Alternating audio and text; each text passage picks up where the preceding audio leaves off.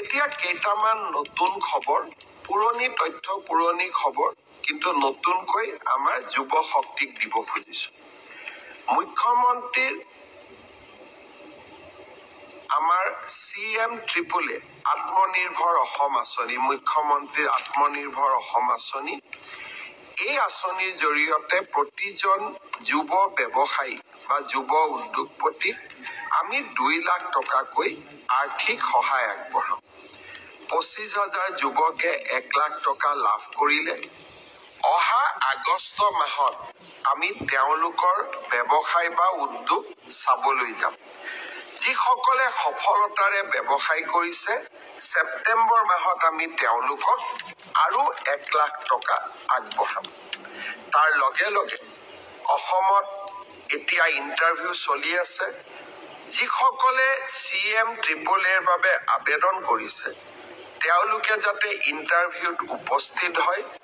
30 মে'ৰ ভিতৰত আমি ইণ্টাৰভিউ সামৰণি মাৰিব খুজিছো, যাতে আমি নেক্সট 72,000 যুৱক যুৱতীক 1 লাখকৈ টকা আগবঢ়াব পাৰো আৰু তেওঁলোকে এই টকাৰ সুযোগ বা উচিত ব্যৱহাৰ কৰিলে আৰু 1 লাখ টকা তেওঁলোকক আমি আগবঢ়াব পাৰো। শ্ৰদ্ধাৰ ৰাইজ, বহুতে মোক এইকেইটা দিন সুধি আছে যে ADREৰ অৰেল বিলাক কেতিয়াৰ পৰা আৰম্ভ হ'ব। আপোনালোকে জানে যে ADREত বিশেষ কেইটামান পৰীক্ষা অনুষ্ঠিত হৈছিল। প্ৰথম আছিলে গ্ৰেড 3 ড্ৰাইভাৰ, ষ্টেনো আৰু ইলেক্ট্ৰিচিয়ান অৰ্থাৎ APDCLৰ কাৰণে। আজি আমি সিদ্ধান্ত লৈছো যে গ্ৰেড 3ৰ কাৰণে কম্পিউটাৰ টেষ্ট, ড্ৰাইভাৰৰ কাৰণে ড্ৰাইভিং টেষ্ট, ষ্টেনোৰ কাৰণে ষ্টেনোৰ ব্যৱহাৰিক টেষ্ট আৰু ইলেক্ট্ৰিচিয়ানৰ কাৰণে ইলেক্ট্ৰিচিয়ানৰ স্কিল পৰীক্ষা কৰাৰ যিটো পৰ্যায়, তাক আমি 15 জুনৰ পৰা আৰম্ভ কৰিম। আৰু এই সমগ্ৰ ব্যৱস্থা আমি 1 মাহৰ ভিতৰতে সম্পূৰ্ণ কৰিম। ঠিক তেনেকৈ 4ৰ্থ বৰ্গৰ পৰীক্ষাত পাছ কৰা প্ৰাৰ্থীসকলৰো অৰেল আমি 15 জুনৰ পৰা আৰম্ভ কৰিম আৰু 1 মাহৰ ভিতৰত ইয়াক আমি সম্পূৰ্ণ কৰিম। অলপ আজি বা কালি বা পৰহি ৰাজ্য চৰকাৰে আপোনালোকক আনুষ্ঠানিকভাৱে দিন আৰু বাৰ আপোনালোকক জনাব।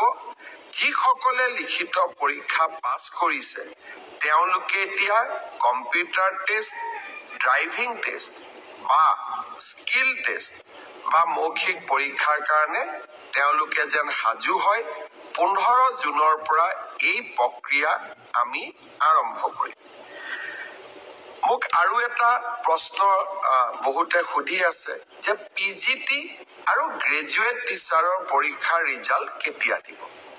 আমি 5 জুন তাৰিখে প্ৰভিজনেল ৰিজাল্ট এনাউন্স কৰিম। 5 জুনত প্ৰভিজনেল লিষ্ট এনাউন্স কৰাৰ পিছত আপোনালোকৰ ডকুমেণ্ট ভেৰিফিকেশ্যন হ'ব আৰু যিসকলৰ ডকুমেণ্টছ জেনুইন হ'ব, তেওঁলোককে আমি চূড়ান্তভাৱে পৰীক্ষাত উত্তীৰ্ণ হোৱা বুলি ঘোষণা কৰিম। অৰ্থাৎ পৰীক্ষাৰ ৰিজাল্ট কেতিয়া দিব? উত্তৰ 5 জুন তাৰিখে দিব।